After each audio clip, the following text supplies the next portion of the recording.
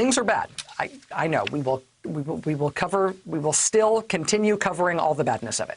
But for a hot second here, on this Friday night, I do just want to cover one piece of this that is something constructive and innovative and good.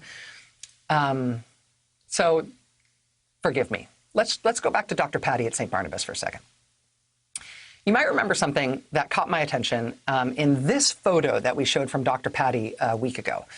And you see he's got his respirator on, he's got his face shield up on the top of his head, he's got his PPE gown, he's got his gloves on, but you can see the sticker of himself, the sticker of his own face, the little picture of a smiling Dr. Cati that is put on his medical gown as a sticker.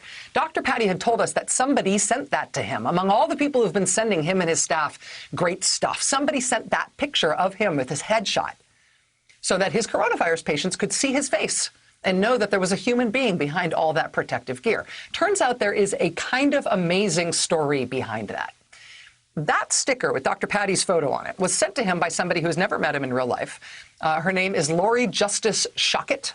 She is an artist, but she also has a medical degree. And she is married to an ER doctor, and she is the mom and the stepmom of 2 more ER doctors. She is connected. And right now, one of the things she has started doing is making PPE portraits for medical staff who wear full protective gear when taking care of their patients. So you, the doctor, or you, the nurse, send her the smiling photo of yourself. She will print, laminate, and mail a sheet of PPE portraits that you can stick onto the outside of your PPE gear. So your terrified patients who can't actually see really any of your face, they can at least have some idea of who you are and what you really look like.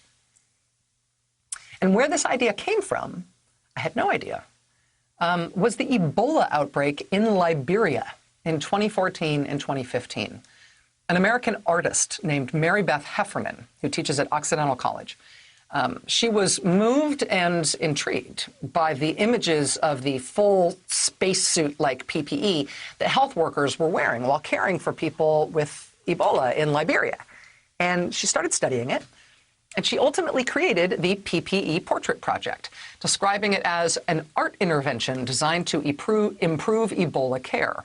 And this was, this was not a whim. It was not a small thing. And it was not an easy thing. This was a deeply researched, grant-funded project focusing on the psychological effects of isolation on patients and ultimately the beneficial effects of puncturing that isolation by allowing them to connect better with their providers.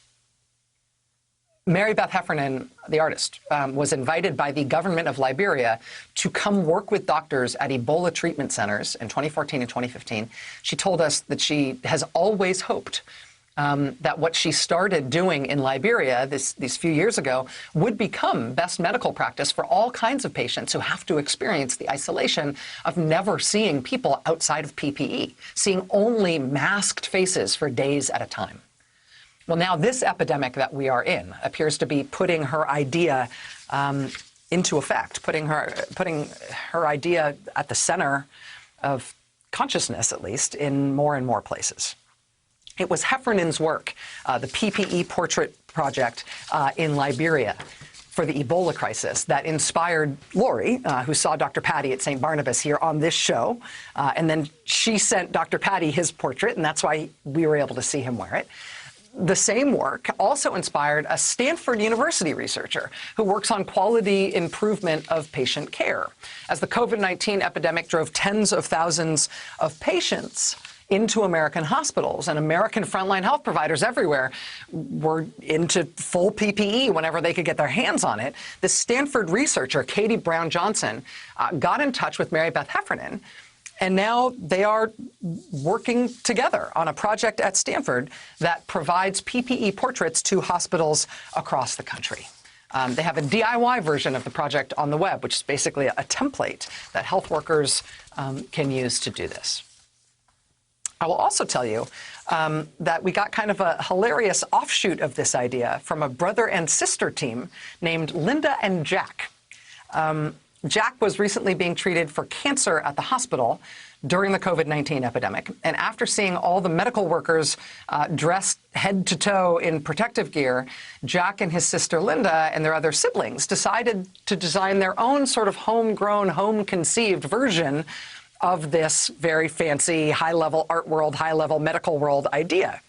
And what Jack and Linda and their siblings came up with is a version of it that is sort of equal parts awesome and hilarious and slightly unsettling. Look, behold, it is the selfie mask. This isn't you printing a portrait of your straight-to-camera smiling face on a sticker that you put on your gown. This is you approximating the look of your face as kind of a mask overlay. It's like wearing a face suit of yourself on your face.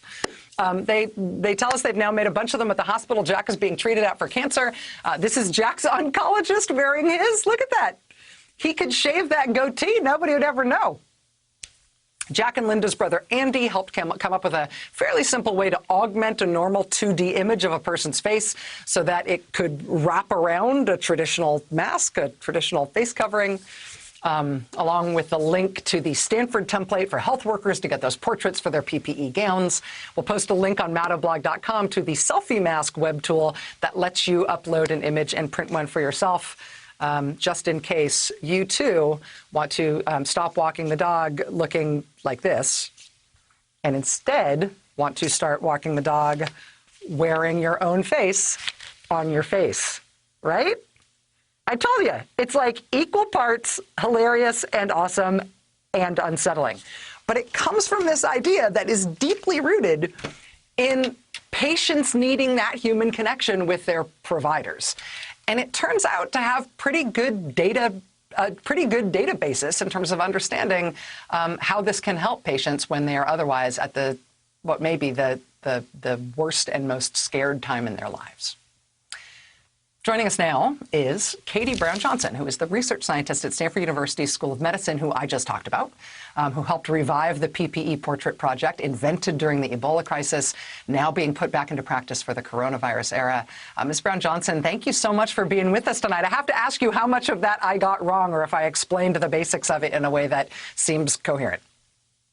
Oh, no, you're so coherent, Rachel. Thank you so much for having me on the show. Tell me about the way this idea, which is sort of cute and intriguing and interesting and warm-hearted, how it ultimately translates. I mean, you are a serious researcher in terms of patient outcomes and the way that patients interact with their healthcare providers, how that can ultimately affect the course of their care. What does your research show? What do we know about how this improves things for patients? Yeah, so I'm a social scientist and very interested in human connection and patient-provider connection.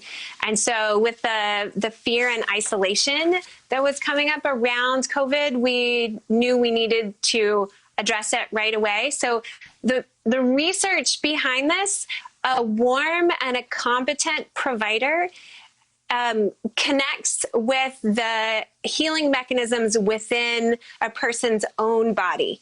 And PPE, obviously, it's straight up and down competence. It tells you competence right away. The only warmth that you might get would be a PPE portrait. And so that's really some of the basis of the research that has us interested in pursuing this.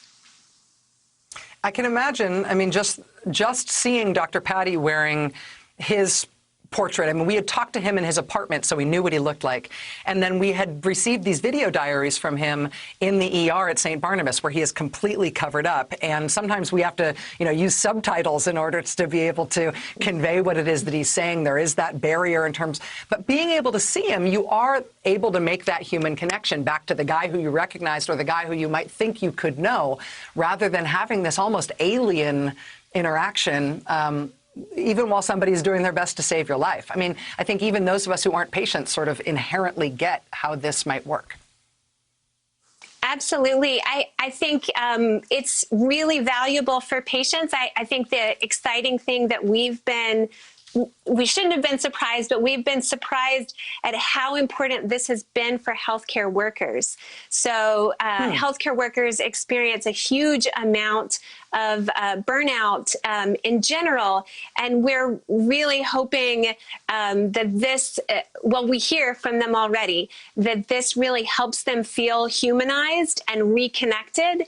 And those are the types of things that are going to help our healthcare workers. Those are the types of feelings that are going to help our healthcare workers be able to do the long haul that COVID is really calling for.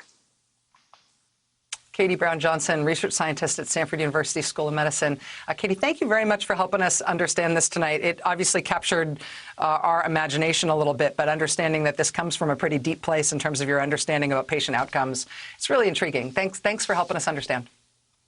Thank you so much for having me, Rachel. All right, much more ahead here tonight. Stay with us.